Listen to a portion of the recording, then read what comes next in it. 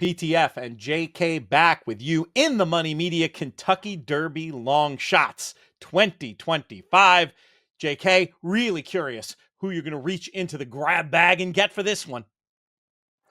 Yeah, look, it's one of those situations where I'm going to try to take a speed horse and a closer as my two for long shots. The speed horse I'll use is East Avenue. If you check out the Monster Pod I did with Brendan Walsh, you'll hear that Brendan kind of talked through his process with East Avenue throughout the year, right? As a 2-year-old, he wired in the Breeders' Fraternity as a grade 1, but he didn't think he needed to lead. He just was better than those horses. He found himself on the front end.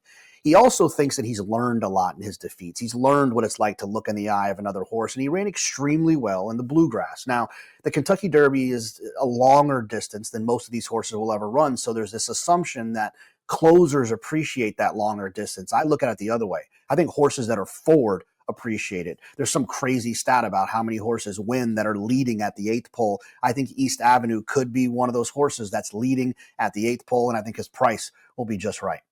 Yeah, 20-1 internationally now. JK mentions the Monster Pod. You can check out a Monster Pod for each Kentucky Derby entrant on the In the Money Media YouTube channel. It's a funny story. It's like, why is it Monster Pod if it's about each individual horse? Well, we do have an audio version if you subscribe to In the Money Players podcast that will be dropping with all 23 of them or whatever it is. That's the monster version, kind of the mini versions here on YouTube. Subscribe to the In the Money Media YouTube channel and make sure you don't miss any of those.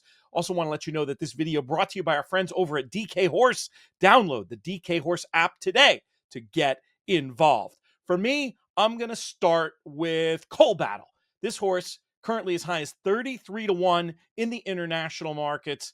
A terrific story. One of the great stories on this year's Triple Crown Trail. We'll leave you for the Monster Pod to get that one. That's not why he's on the list. This is a horse who'd won 4 in a row heading into the last race in super good form, was looking like a horse that could be one of these sub 10-1 type horses in the Kentucky Derby. And then he lost in the last race. But if you watch that last race, the pace was searching, super fast pace. I think it's as simple as Coal Battle just being too close to that pace, taking the sting out of his finish. JK mentioned a potential front runner. I'm going to talk about a closer in my next horse. JK is going to talk about another closer. What if it's a mid-pack type horse? What if it's a second flight type horse who gets the job done and trips out in the Kentucky Derby? Maybe that can be Coal Battle. Very, very interested in him. Where do you want to go next? Yeah, for me, it'll be Grande, right? A lot of people are going to be talking about Sandman being the most attractive closer. And while he is an attractive closer, the price is going to be right for me. Grande will be a great price. This is a horse that came running late into Rodriguez, who was a wire-to-wire winner of the Wood Memorial. So if a horse wires a field, then you have to think that the front end was at least a comfortable place to be considering the pace. If Grande was a closer closing into a wire-to-wire winner, you'd like to think that he got the worst of it. I think you'll get the best of it with the price on the first Saturday in May. 25-1 I'm seeing out there on Grande. I'll throw up another closer potentially. It seems off the radar right now. Tistastic, 20-1 on the international markets right now. This horse looked like a Derby prospect at 3, running third in a couple of stakes under the Twin Spires of Churchill Down.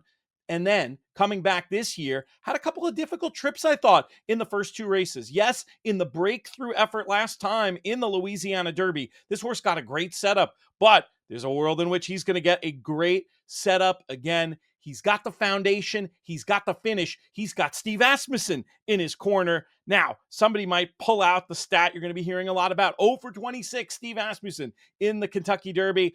That's noise, not signal. This Derby's an exceedingly hard race to win, obviously. He's hit the board 5 times, and we're talking about America's winningest trainer in terms of wins overall. It's just a matter of time before he breaks through. Maybe he does it with Tistastic. Very happy to bring you this video. We're going to have a ton more for you on the In the Money Media YouTube channel. Maybe some more long shots as well, JK. I know I have maybe 1 or 2 more up my sleeve. How about you? Yeah, you can always find a couple more in a 20-horse field. There you go. Want to remind you one more time, this video brought to you by our friends at DK Horse. Download the DK Horse app to get involved.